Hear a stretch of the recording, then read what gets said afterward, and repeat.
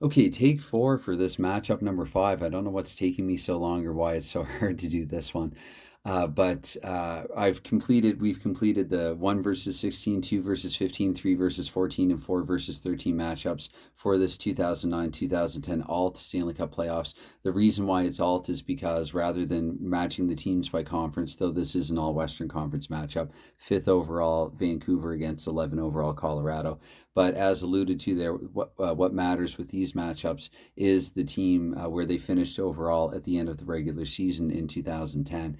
And so that's how the teams are being matched up in the opening round, and that's how they will be reseeded in each ensuing round. It will be the team that finished highest overall up against the lowest overall finishing team, and then second highest and second lowest, and so on. So again, here, this is the 5-11 matchup, Vancouver and Colorado. It's been a pretty competitive back and forth series. In fact, that's something else, I guess, here that I could pull up and give another quick glance. So the Ottawa Phoenix series had ebbs and flows to it.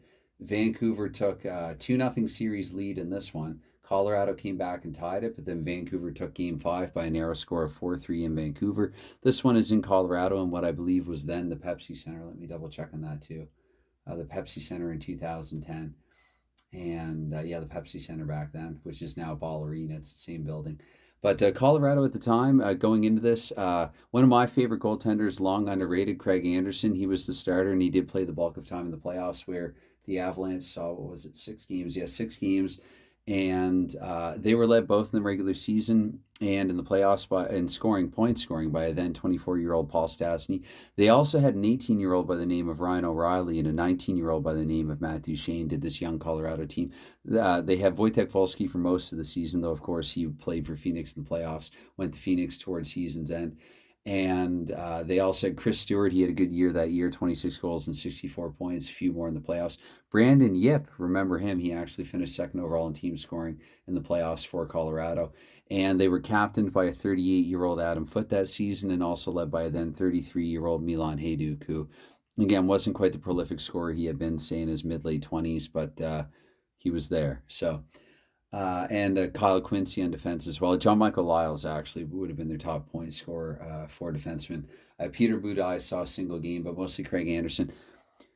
Again, my opinion, and it's a biased one at that because I like Anderson, I'm a fan, but .933 save percentage when Colorado was eliminated in 6 games. .933. Anyway, Vancouver, on the other hand, West Coast Express era, you had the Sedin twins. You also had Michael Samuelson actually led the team in scoring in the postseason. I think they were in, 12 postseason games. Yeah, 12 postseason appearances. Samuelson had 8 goals and 15 points. The Sedin twins right behind him. Ryan Kessler was pretty relevant then. Kevin Bieksa, now you can see him on the Sportsnet CBC at the desk. Kyle Wellwood as well. Christian, and they also had a few pretty semi-decent offensive defensemen in Christian Ehrhoff, Alex Edler, and Sammy Salo. And to look at their numbers, it might not realize it, but this was 2010. Alexander Burrows, of course, I'd be remiss not to mention him. Might take a bite out of me or something. They had a veteran Pavel Dimitra as well then at the time, and a youngish still Mason Raymond, and Steve Bernier as well. There's another guy.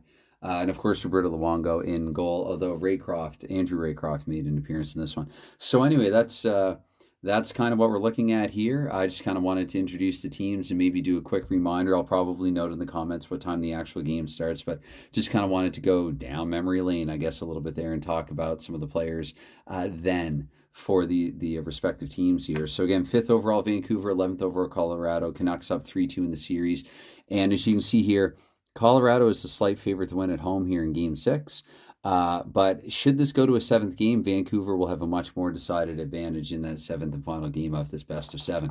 Anyway, away we go with it. Oh, dear. Okay. Pick up all 5 dice, why don't I? So maybe I'll just turn the tray like this. Probably a little better, a little easier. I had this idea to do that. If I didn't say so already, this game is 5 Dice Hockey. That's the name of the game. The creator of it is Martin Kay. And this is how it works. So we're going to take 1 minute off the clock here to start things off. And I see the green 3, so I just keep on going. So you don't always look at all 5 dice up to minute 5 now, and with the green 5, it just means I'm going to stop looking. It could have been a chance for Vancouver, but very far from it with that roll of a green 5.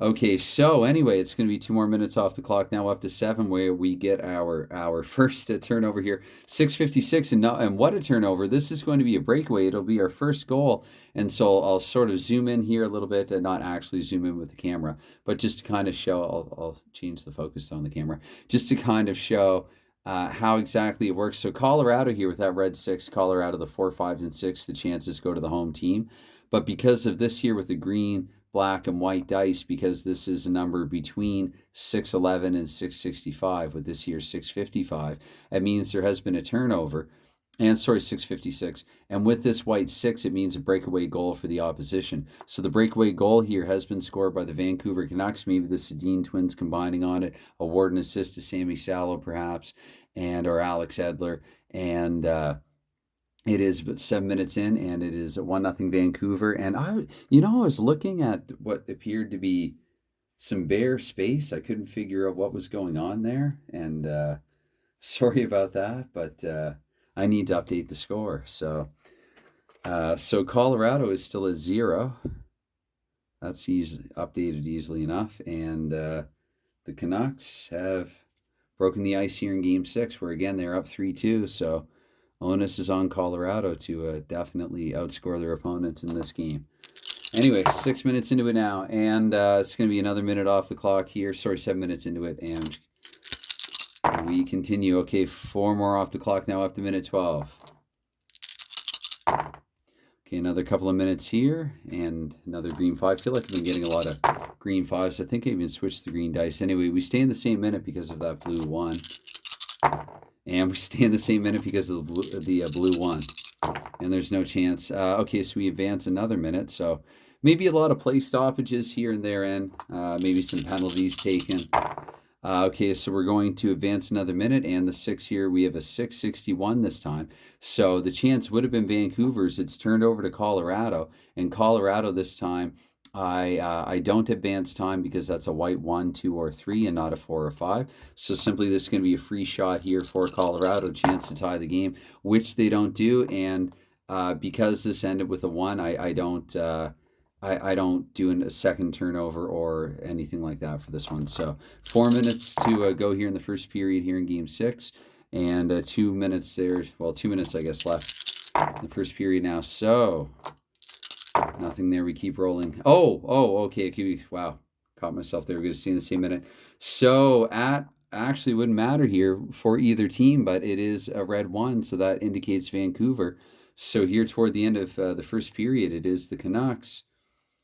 And I have these cards all out of order. It is the Canucks taking a 2-goal lead into the first intermission.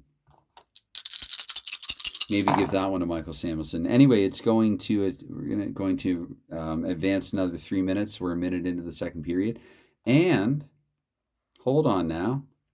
So this is a 2:23 for the home team, 2:23 exactly. So Colorado just barely beating Roberto Luongo. Matt Duchene, they went to video review, and the puck was ruled a goal on the ice. They couldn't confirm. Luongo tried to throw all his paraphernalia on it and then some, but make it a snow angel in the crease. It didn't help things here. Anyway, 4 more minutes coming off now, so we're up to 5, where we get another turnover with that 6:44 and that red 5. This is going to be a chance for Vancouver, for which I will advance time and allow the possibility of subsequent turnovers, possibly even a rare play. Sort of a narrowish miss there with a 2:64, but advancing 1 minute. So we're 6 minutes into period 2.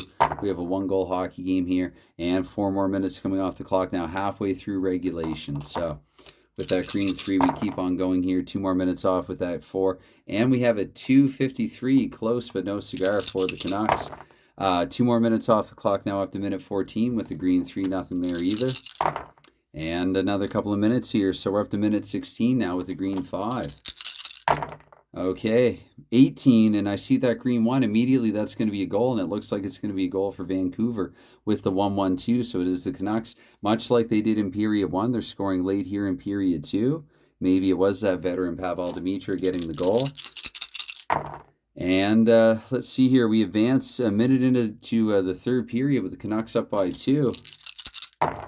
We take another minute off and keep rolling here. Let's see, another 3. So now 15 to go here with Vancouver in the lead by 2. Looking to close this out in 6. They don't want to go back home for a game 7. So let's see here with the 223. 223 in the 3. That would have been a good goal for Colorado, but because of the red 3, it does mean that Vancouver has narrowly missed out on taking a 3-goal lead here. So we stay in the same minute, though, and we have a 125 in Vancouver. I guess after that chance, they kept pressing, and so the Canucks here have taken a decided 4-1 lead.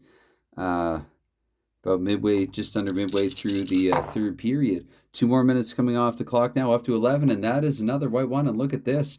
So the Canucks, somewhat embarrassing in Colorado, taking advantage of a young. And keep in mind too, this is 2010. Colorado finished 11th overall in the NHL. They were not quite the team that Vancouver was this season. They were, however, competitive in the series enough to tie the series at 2 at one point and force a game 6. But yeah, Vancouver is, this is looking pretty good for the Canucks. Okay, so another minute off the clock now, 12, and no chance there for either team. We stay in the same minute. We will get a turnover this time, and this turnover will go to the Canucks. This is one they need. No time will advance. Let's see if they can do it. They narrowly miss on it. 243 where they need to, or sorry, Colorado. 223 where they needed, 243 where they needed 223. Okay, speak of the English. Now, 13, so we have a 263. Yes, I got that from our Red Sox fan. Anyway, so we're going to go advance 4 minutes. This is bad for Colorado, so we have a few minutes to go here. And I decided after what transpired in the video earlier where I did not pull the goaltender even though one team was up by 3 in the final game in that series, I've decided that what I will do here, and I wouldn't normally do this, and it doesn't say in the rules to do this, I'm going to house rule this because this is the postseason. And I mean, if a team, goodness, if I coached a team, I wouldn't care if we were down by 7 facing elimination.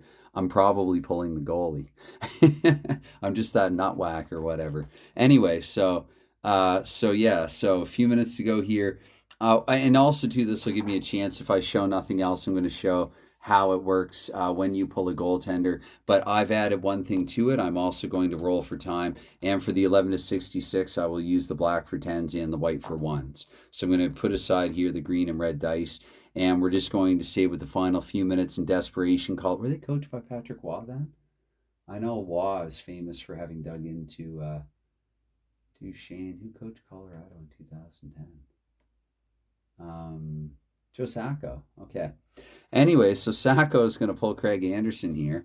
And if Anderson was in there for all 5. And let's see what we can get. I'm just going to roll and look. So this means I advance 1 minute. And with this roll of a 45, it means nothing happens. So it says third period ends. I'm going to buy the teams a little more time here. Again, this is the playoffs. This is the Stanley Cup playoffs. So it's really do or die for the Avalanche. I mean, they're not going to win, but, you know, let's, okay, so 4. So you know what? The winning team scores, I'm going to say maybe Vancouver scored in the empty net just after the final buzzer. We're going to go with 5-1 here for the final score. The Vancouver Canucks, they've become the 5th team to qualify and to advance, or not qualify because they've already qualified for the playoffs, but they have become the 5th team to advance into the second round, where Colorado becomes the 5th team eliminated from the postseason again in this 2010 alt playoffs replay. So anyway, anytime, any consideration that you give to anything like this, I realize that it's not everyone's cup of tea, you know, watching a video with somebody just sitting here rolling dice playing a simple hockey game. But I know that certainly if somebody else uploads something like this, it is something that I would want to check out. So I make the kind of content that I want to see, but I've never not said that I'm not a bit of an oddball in that. Anyway. So again, anytime, any consideration that you give to this, again, it is greatly appreciated. And cheers, thanks, and bye for now.